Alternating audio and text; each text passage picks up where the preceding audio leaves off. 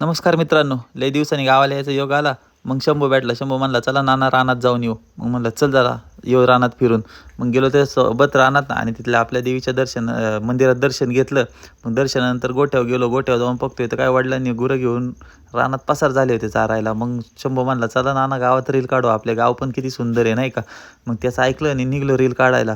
पुढे येऊन बघतोय तर काय माझा मित्र, बालपणीचा वर्गमित्र निशांत आपल्या वावरात पाणी भरीत होता. अरे मग गेल्यावर त्यांनी पण जरा स्वागत केलं. म्हणलं, "अरे इथं कसं?" म्हणला, "काय नाही, आपलं शनिवार रविवार गावालाच असते. इकडं-तिकडं पबमध्ये हिंडण्यापेक्षा आपली शेती बरी. का हो, शेवटी शेतकरी पुत्रच." मग रील काढताना आलं मग कुस्तीचं मैदान.